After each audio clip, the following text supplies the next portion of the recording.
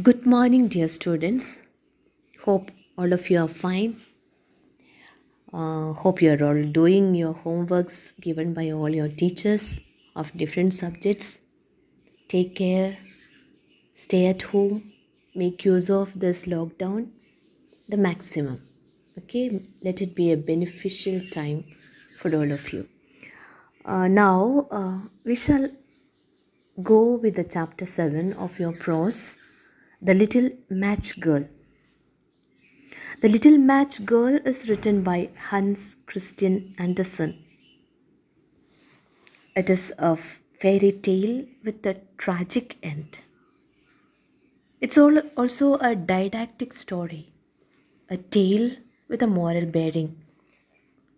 The clarion call of Andersen, the author, is to show empathy to those who do not have even the basic necessities, to be charitable, to alleviate the sufferings of the poor of our society. Now, Hans Christian Andersen, the author, was a Danish writer best known for his fairy tales. Andersen himself had a very unhappy childhood, and so much of his stories reflect this sadness, dealing with the loss and death. Here in this short story, The Little Match Girl, the little nameless girl is the main character of the story. She may be of 7 to 10 years old, although the age is not mentioned, but the description about her shows that she is of 7 to 10 years old. And now the setting of the story is, it's on a chilly winter evening. The poor little girl was sent to the streets to sell matches by her own father.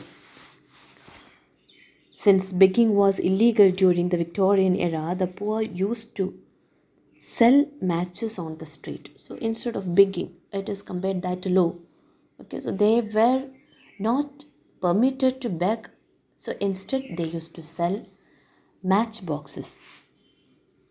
The author brings home the apathetic attitude of the wealthy towards the poor and the issues of social classification, poverty, and child abuse. These are some of the main themes being dealt in the story. The story portrays a realistic and crude view of the society in Victorian era.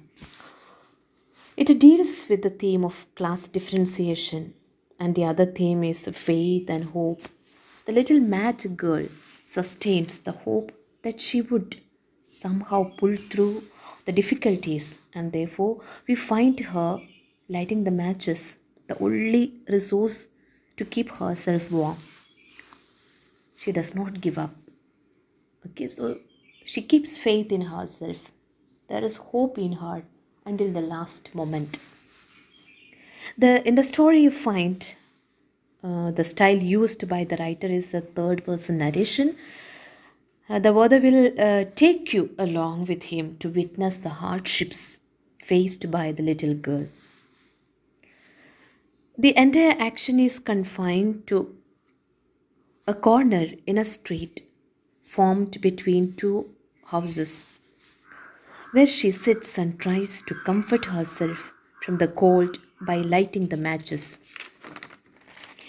And so let's begin the chapter, okay? Take page 88 of your treasure trove, the prose section. Hope you have taken. Okay, so come along with me, okay? We'll go through it together. Shall we begin? Have you all taken the book? Take page number 88. It was bitterly cold, snow was falling and darkness was gathering, for it was the last evening of the old year. It was New Year's Eve. The cold here is a symbol of hardship. desperation, and hopelessness. Here, the author uses the interplay of contrast. Do you find the contrast things, isn't it?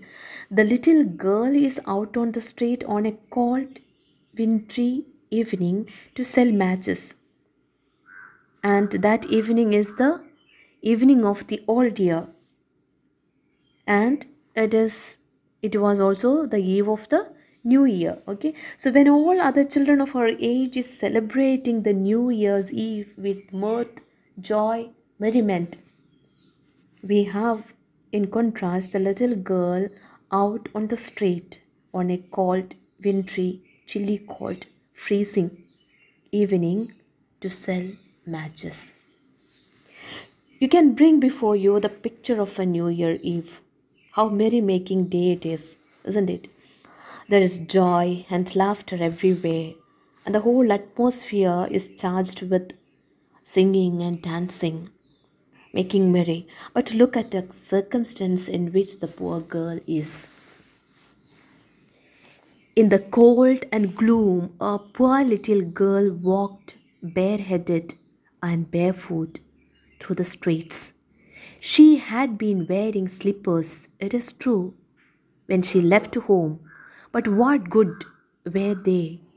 They had been her mother's, so you can imagine how big they are. The little girl had lost them as she ran across the street to escape from two carriages that were being driven terribly fast. One slipper could not be found, and a boy had run off with the other, saying that it would come in very handy as a cradle some day when he had children of his own. So, look at the words used here in this paragraph: bareheaded and barefoot. It shows the state of penury of the family of the poor little girl. She is barefooted and is inadequately dressed for surviving the cold, the freezing atmosphere around her. And it is said she had been wearing slippers. The slippers that the girl was wearing belonged to her dead mother. So they were too big for her and hence were of no use. They had slipped off her feet when she ran across the street, saving herself from the possible danger of accident as she saw two carriages moving terribly fast. The word used is terribly fast. So the world around her is not at all sympathetic towards the pitiable situation of this poor little girl. A materialistic world which is under the crush of industrialization and development, not paying heed to the cry of the poor. She got lost with her slippers that were too big. Not only she lost it, but the boy who carried it away teased her, saying that it could be used as a cradle someday.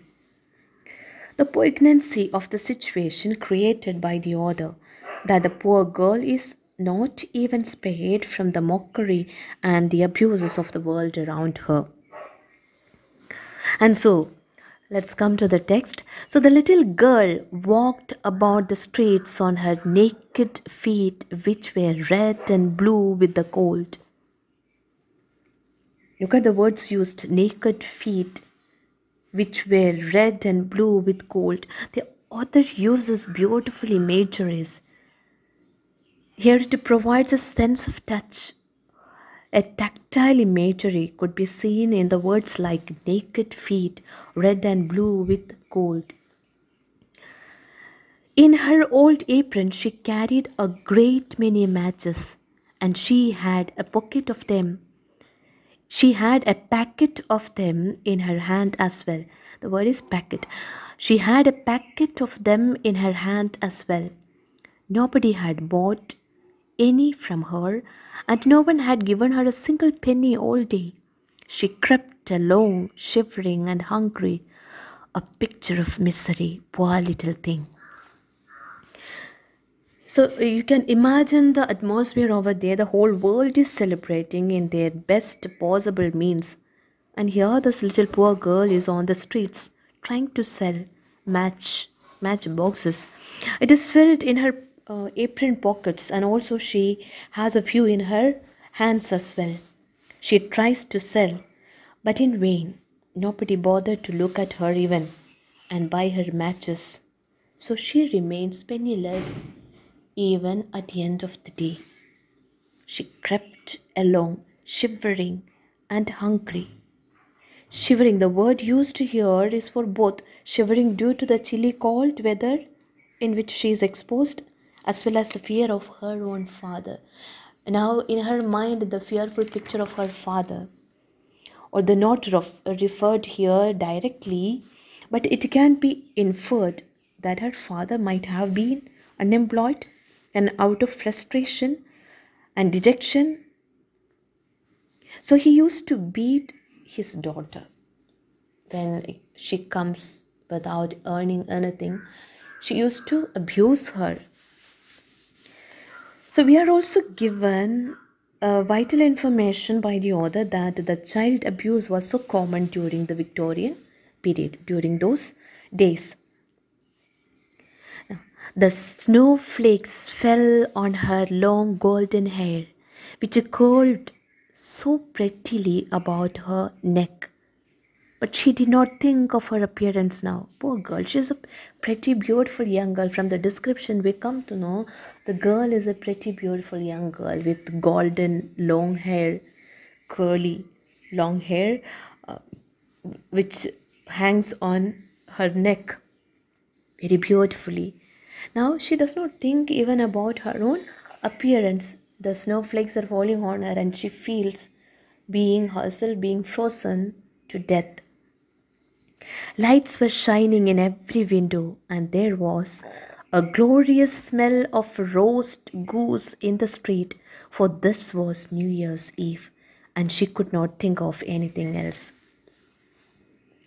Now think of the contrary picture there.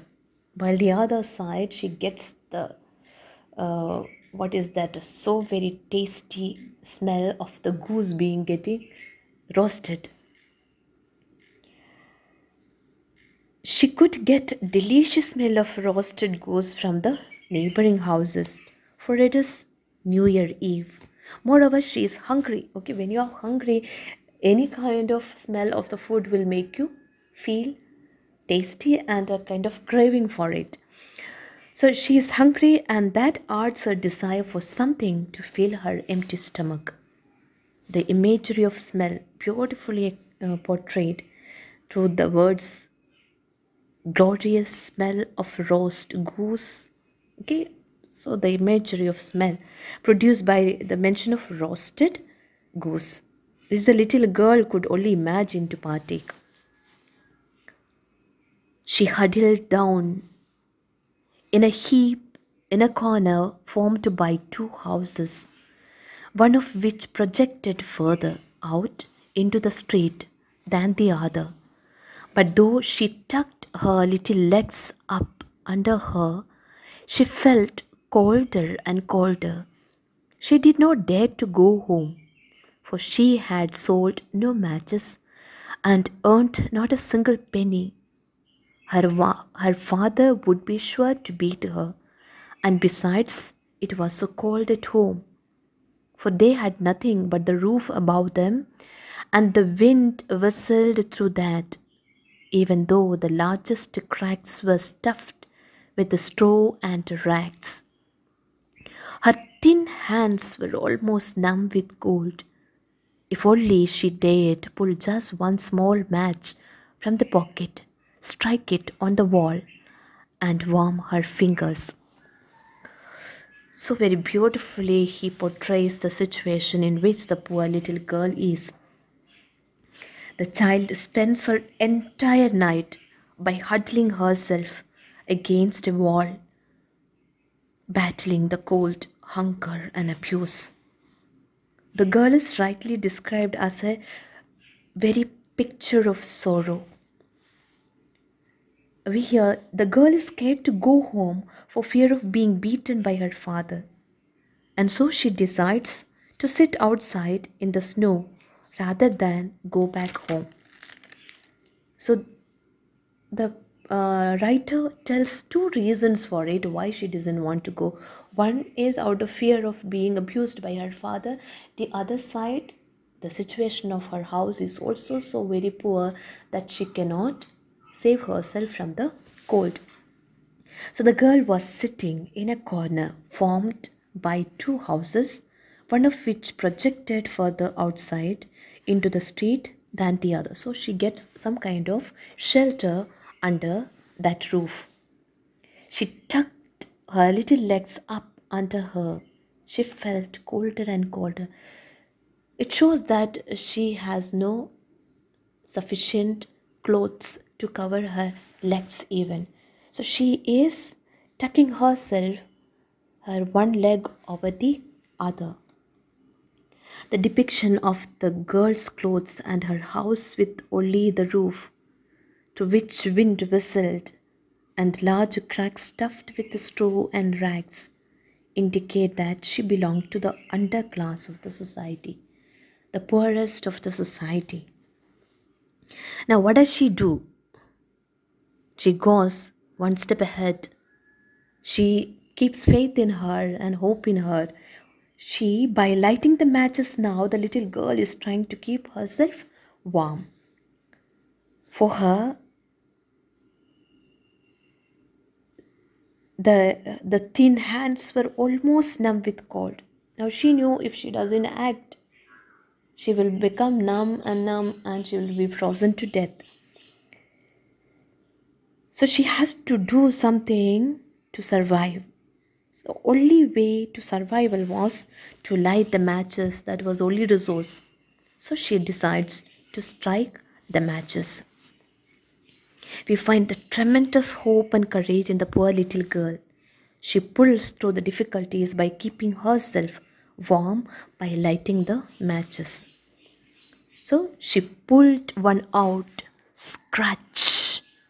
How beautifully the word scratch is written in order to give you the sound effect as well as the action. Both the action and the sound effect is being given by the word scratch. How it splattered and burnt. So you can imagine the way a match being lighted. It had a warm, bright flame like a tiny candle when she held her hand over it. But what a strange light! It seemed to the little girl as if she was sitting in front of a great iron stove with the polished brass knobs and brass ornaments.